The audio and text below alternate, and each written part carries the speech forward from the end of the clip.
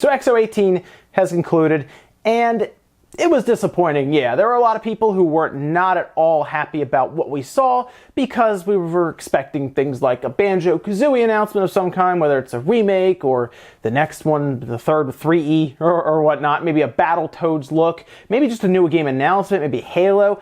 We did hear Halo would not be there, but, you know, people do hold out hope. In fact, the conference or the show seemed to end before the allotted time of 6 p.m. Eastern, so they were already trying to kind of stretch it out from what we were seeing, and they still couldn't get to their 2-hour mark that they had previously said they were going to get to. But what we saw here with this conference, with this show, is, well, all Microsoft can really do right now. And I'm going to explain to you why, while this was disappointing, it was pretty much expected, and their final announcement to close out the show tells us all we need to know about where Microsoft is right now. So let's start with the good.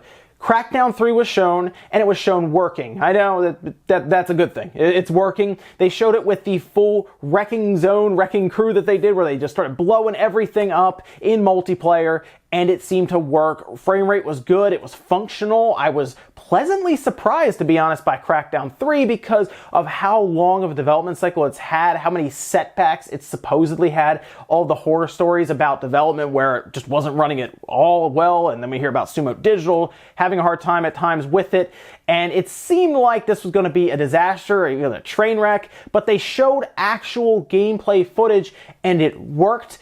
And yeah, I'm impressed. I can't believe it's working, and I still need to try it myself, but people actually are playing it on the floor there, and it seemed fine. They seemed to jump into a game that was going on and showed it off. They had this interesting lock-on auto-aim thing going on there, but really the big reason we all wanted to see Crackdown 3 was to see this cloud destruction process, and they showed it, and it works, so hey, I guess the cloud's real, I guess. There we go. We'll find out because they told us February 15th, so it's actually coming out a week earlier than we originally thought. Remember, we thought it was going to come out a week later and kind of released alongside things like Anthem and Metro. Now it's coming out February 15th, so I'm happy to hear that it is coming out actually sooner because that means they have some confidence with it. It's going to release, of course, on Game Pass day one, so if you already have it, you can then just download it. And they are discounting Game Pass like crazy right now. I think a full year is like half off.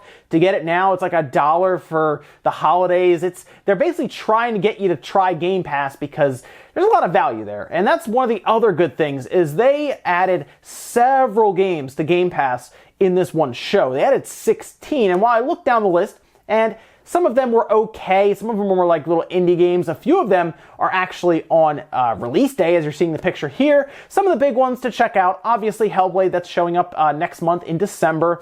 Ori and the Blind Forest, if you've not played this game, you need to stop and go get it right away. I think it's actually I think they just released it on Game Pass, or they were talking about it, so that's probably going to show up in the next few hours. And then, of course, The Will of the Wisps is also going to be there day one. That is an awesome series, and I recommend anyone that is even remotely interested in kind of a Metroidvania-style platformer, sort of, I would go check it out. The music, the imagery, the visual style, it's all really, really good. It's kind of a sad game, so be prepared for that, but it's a really good game, and I would check that one out, definitely. PUBG has to go to Game Pass, and a lot of that has to do with it releasing on PlayStation 4 next month, pretty much. We already know, or at least have an idea, that it's going to go to PlayStation 4 probably at the time of the Game Awards premiering, where they're probably going to say, oh, PlayStation 4 is getting PUBG and it's out today, or it's out tomorrow, and you can go get it.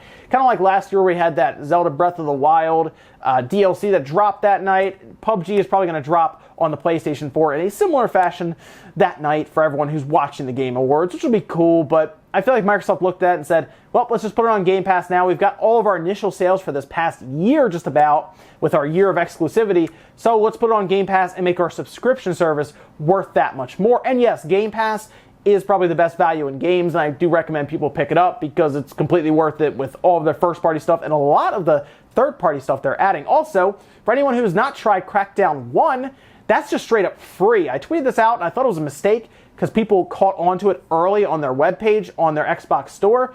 It's just free. You can just go download Crackdown 1 right now on your Xbox, and I recommend you do it. I actually like that game a lot. We did see a lot of trailers and content for third-party games. Kingdom Hearts 3 was there, for example. Devil May Cry 5. We did see a Tomb Raider, which showed new modes and everything. Just Cause 4. So while those are not exclusive to Microsoft. Again, their strategy with the Xbox One X is to say it's the best place to play these games, and having even something like a Kingdom Hearts 3 show up on their stage is pretty interesting. It shows that they are trying to push further and further along, maybe get a little more into the Japanese market if they can.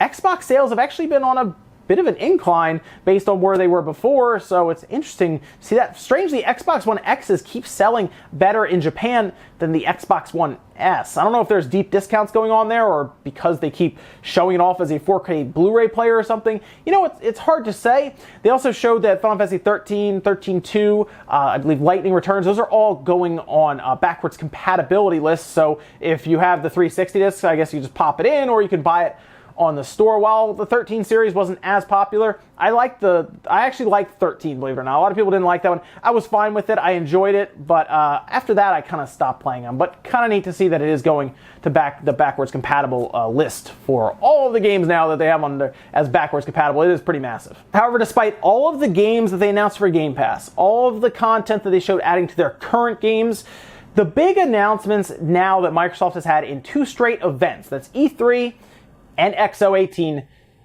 studios. Announcing that you have now acquired studios is like Microsoft's new thing. Generally, when you close out one of these things, you close out with a game reveal. Whether it's a teaser, like we saw Cyberpunk at one point with their E3 one, or maybe you show a Halo or something at the end, which they opened with there. Generally, you close out your own event with a teaser or a game of some kind that's like, this is coming, guys. Like, think of if they closed out with like a Banjo-Kazooie teaser or hint or something. That would have saved the event for a lot of people, I think, because they'd be like, oh, this was kind of boring, but they ended it with Banjo, they ended it with Halo, and with Battletoads. I'm okay with that. I'm good with that. But they didn't. They closed it out with acquiring 2 studios. That brings their current studio count to 13, by the way. So they're stacking heavily right now. They brought in Exile, which is an interesting one to bring in. I don't think anyone really expected that. But they're there now. They made Bard's Tale and Wastelands. They have an ability to create RPGs, specifically ones that should cater more to a Western audience. So that makes sense, I guess. That's why they bring them in. And then another studio that can make Western-focused RPGs in Obsidian. We heard about Obsidian, not a surprise, really, I don't think. And Obsidian is an interesting case. A lot of people were kind of sad, I guess, or annoyed to hear that Microsoft was buying them, but Obsidian needed this because they've had a lot of money issues in the past, and after sales seemed to come out for Pillars of Eternity 2, and it was like 110,000 copies sold. That's not enough, I don't think anyway, to hold up their studio where they have several hundred people working there. So I think they needed a way out. I think Microsoft showed up and said, hey, we could use you to help build Fable, or you can build your own RPG at our expense with our money, but it has to be on the Xbox and the PC. They were already building for the PC, so yeah, all right, let's do it. It's going to be more comfortable, I think, for them to do this, and Microsoft has continued to say, they even said it on stage, that they're keeping these studios as independent studios. Now, will that continue on? It's hard to say. I could see inXile actually helping out as a supplementary studio that'll come in and help to build a game. Maybe Playground Games, let's just say for the sake of it, maybe they are working on Fable, and here's inXile, and they're going to come in, they're going to help do some of the world building, or help doing some of the RPG elements to the game, just to help out, because Playground is very good at building and crafting a world and have it work and look good. But I could see inXile come in with some of their long historied RPG experience and help them kind of build an RPG that will kind of cater to the Western market. That makes sense. They could also make them just go make a Bard's Tale if you want. Go make a game that you want to make, and we'll kind of walk you through it and tell you what we want you to kind of craft that as, and they kind of meet in the middle and they come up with it as strategy. You know, release windows. We don't want you too close to other Western RPGs that we're trying to release, things like that. So they picked up 2 studios that are good with RPGs, which is interesting because Microsoft doesn't really do a lot of RPGs, but if they show up with that and 13 studios now, guys, the reason these are their closeout announcements for something like this is because Microsoft's essentially done with this generation. Let's be real here.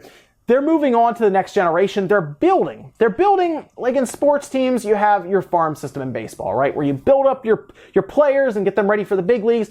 Microsoft is building up their farm system with studios. They want stuff to be built in-house, then not have to hire on mercenaries, essentially, to build their stuff, like a Sumo Digital with Crackdown 3. That's what they're doing, right? They're having other studios build stuff for them rather than own those studios and have stuff be developed internally. This makes a lot of sense. I know it's not an appealing, it's not like this big, wow, Banjo-Kazooie, no, but adding in studios is good in the long run, okay? And this is something you'll see the effects of, the results of, probably 2 years from now. You'll start to hear stuff from them. However, they have been adding on studios for a little while now, so we might find out by next E3 that they are ready to move into the next generation. I think this is the last Christmas, by the way, that we're going to have Xbox One as the big, this is their big system that they're pushing. I think it'll still exist next holiday, obviously, but I think we might be talking about Scarlet going into next holiday as something you should be buying, because I think this E3 coming up, they're not only going to unveil it, but then they're also going to show some games they're going to launch on it. And that could be a Fable. Sure, absolutely. That could be a Perfect Dark. The Initiative is the one out of all of these studios to keep an eye on, because that's one they built from the ground up. And that's one they're probably going to put their biggest project with based on the people that they are hiring for it. So, XO18, not an amazing thing, not something that's going to make you jump out of your seat, but it was necessary with what they announced there. Did not need to be built up the way it was, did not need to be 2 hours long, right? And they really need to talk about things like Sea of Thieves and some of their other stuff. I know that's their stuff and they want to build it up for the holidays, but this was kind of built up as a big celebration, and when you have those events, you figure there's going to be something really big there outside of studio announcements, and I think it was their mistake for building it up, and fans built it up a lot too. I mean, it was kind of built up like E3, and it really didn't deliver like E3. They had a great E3 this past year, right? And this was not at all anywhere near that. But let me know what you guys think about this down below. Does this really show the state of Microsoft kind of obviously throwing in the towel for this current generation, getting ready for next generation? I think it does, and I think it's a good move because I think it's a necessary move. But let me know what you guys think down below. Thank you so much for watching. Make sure you guys give this video a like if you liked it, dislike it if not, and I'll see you guys in the next video.